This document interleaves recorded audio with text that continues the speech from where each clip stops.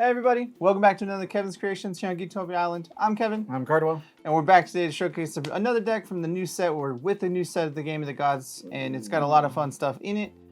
It is two of the older rulers. We're playing back to the double rulers. We're playing two of the angels because they're really good still. They're still going to be one of the best decks in the format. I can tell you that right now. Yep. But before we get into it, guys, we just remind you that we do have a Patreon. The link is down below. It only takes $1 to give us some love and support. We greatly appreciate it. And if you do support us on Patreon, you'll get access to our videos early. You'll get access to our Discord and all the other fun perks that we have on Patreon. So go check it out. And also remind you that we do actually have a deck building app for Force Will called FOW Grimoire. It is on Apple and Android. And if you just go ahead and download it, it is free for the first 2 decks. And we'll go ahead and do all that fun stuff. You can also share your decks with us, your friends, and all the fun stuff that you build. And with the new set just releasing their stuff, it's going to be pretty exciting. Oh, yeah. With that, guys, let's delve into Enchanting Crescents. So, we're playing Belial Asmodeus, the 2 fallen angel rulers. It's going to be a weird deck because it's 60 cards and you're at 20 life because, you know, why not? Angels have bad parts. Yeah. Okay, so our boy Belial. For those that don't know who he or what he is the white-black ruler from the Fallen Angel set. Judgments for white and a black. He has energized white and a black. Tag Fallen Angel, and then if you would start your life, you set your life to -2000 instead. And then Resonator tokens you control get +2/+2 in Bane. And he has a Fallen trigger, which is you cannot lose the game, prevent all damage that will be dealt to you this turn. And then God's Art Pride of pay 0, draw a card. And for those that still don't know, Fallen is, as long as you've done a God's Art this turn, you get that trigger on those cards. That effect. And his backside, he is 8/8. Flying Resonators tokens you control get +4/+4, Bane and Drain. Enter, put 2 4/4 Lightness, Darkness, Fallen Angel tokens with flying into the field.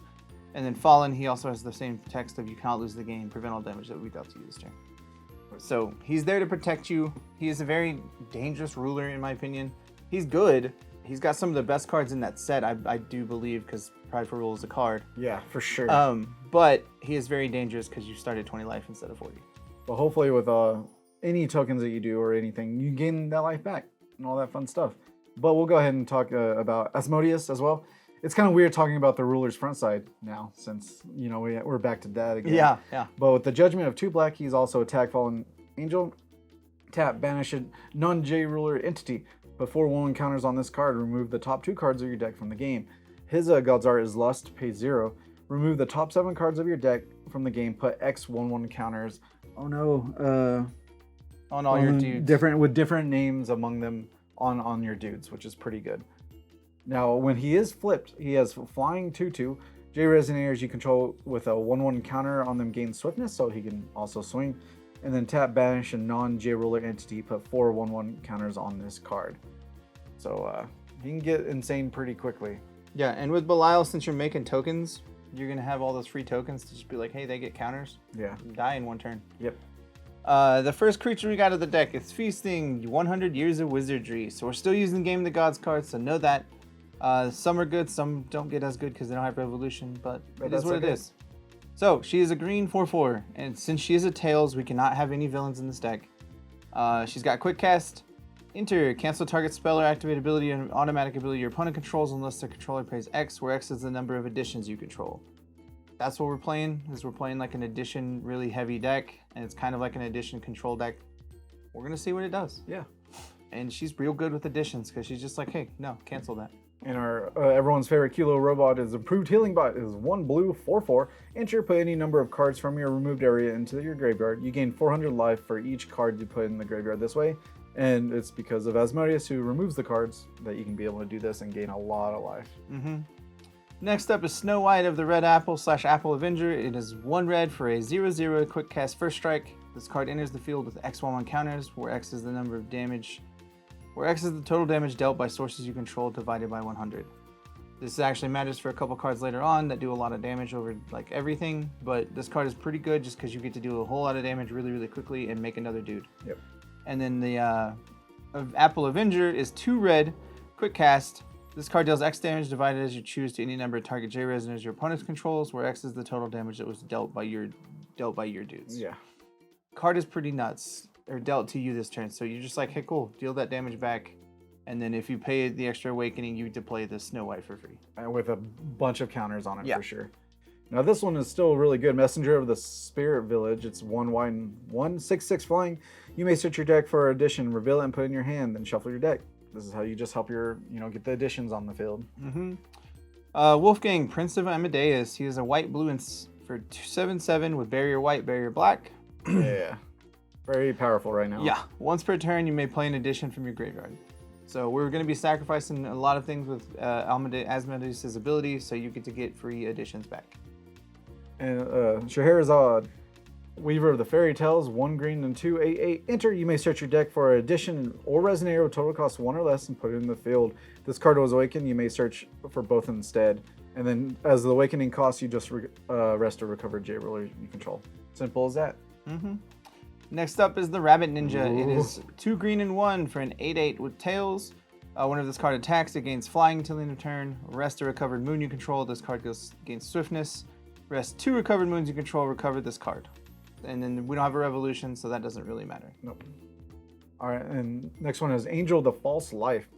It's 2 black and a white for a 10/10 flying. You may pay 2 less to play this card if your life is 2,000 or less, which it will be like immediately. And it has a fallen trigger of enter, your opponent loses 1,000 life, you gain 1,000 life. So you can pretty much turn to even it out to 30-30 if you wanted to, but that's a big stretch to do at the beginning of the game. Next up is into our spells that help you make sure the board stays in your favor. Choir of Fallen Angels. It is a 1 white for a chant, quick cast, remnant. You pay black more to play this from a graveyard. Put a 4/4 light darkness resonator when flying into play. If this is played from your graveyard, put 2 into play instead. And they are tokens, so they're better with Belial. So you're like, hey, cool, I get tokens that are bigger. I kind of completely forgot about this art. Yeah. And how epic it looks. Next one is Night Moon. It is an addition. It is a moon. It is a darkness. You may play this card without paying. It's if a moon you controlled was banished or destroyed this turn, your opponent discards a card. So you can do that, with Belial. Fairy Tale Moon. It is 1 green. Fairy Tale Resonators you control get +2/+2. Magic Stones you control add tap, produce a moon. It is also a moon, and the other one is Rest or Recover J-Wind Resonator. Wind Ruler. We're not having that, so it doesn't really matter. Yep. But you do have a couple of fairy tales that get bigger with that, and it is just another moon to have. The next one is Cradle of the Biting Frost. When this card is put in the graveyard from the field, rest target non-magic stone entity your opponent controls. It does not recover, which is super powerful, and also enter draw a card. So you lose nothing, and your opponent loses a dude. Yeah.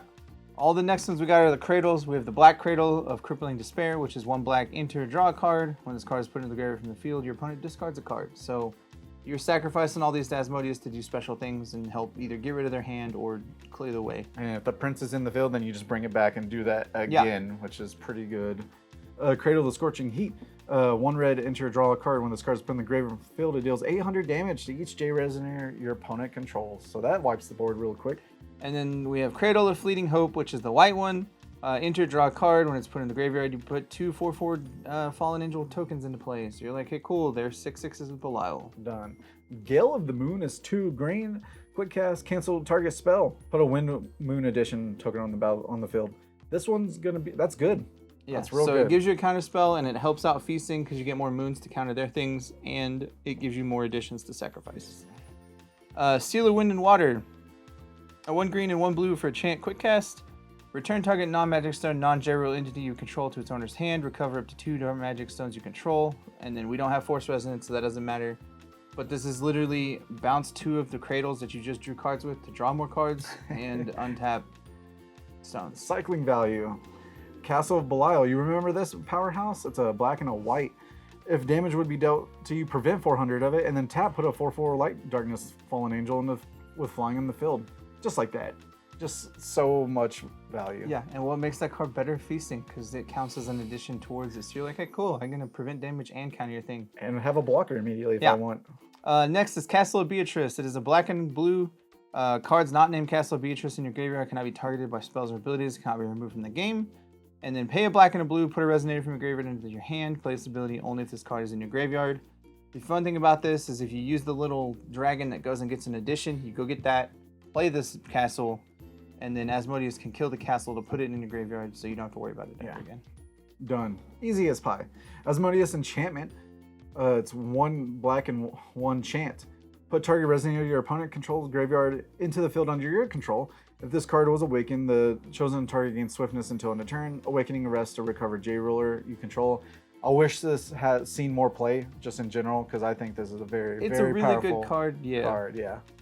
And then probably the best card in this deck, just because it's super strong for what it does. If you play against the Belial, you know this card's going to be there. Just as much as possible. Prideful Rule. It is 1 white and 2. Quick cast chant. You pay 2 less to play this card if your life is 2,000 or less, which it probably will be. Yep. Destroy target non-magic stone entity. Put a 4/4 flying angel token into play. So good. With Belial, know that this card's going to be there. It's a thing. It's 1 mana, kill your thing. I would almost still put in most decks today. Yeah, it's super good. Belial's Rule is a black, white, and 2 chant.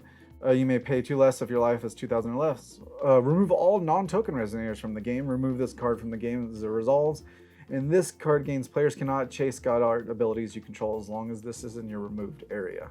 So, you know, that just helps from all the new stuff that comes in and destroys actions and all that fun stuff. I can't remember. Yeah, and then that's it for the deck. The stones are really simple. We're playing Magic Stone in the 6 stages to add any color. From Ragnarok's Fiery Magic Stone because it adds any color. Magic Stone of Knowledge because, again, it adds any color. Yeah. And then we're having Eurythropia, the Bloodstone, because it resets your God's Arts. So it pays a black, or taps for black, or you banish this card in until the end of game. You can play all God's Arts abilities of Fallen Ninja rulers you control one more time. Just, yeah.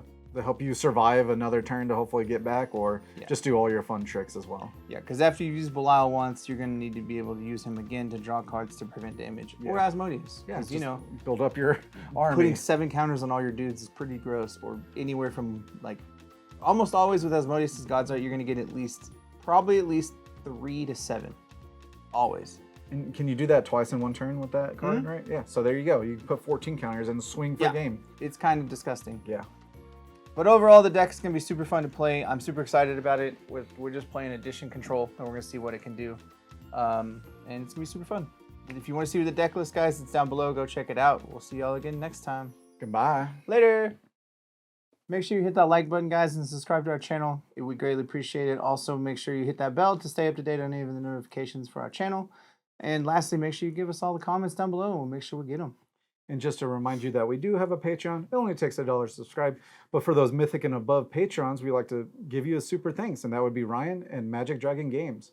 We appreciate it. Thank you very much. Thank you, guys. We love you.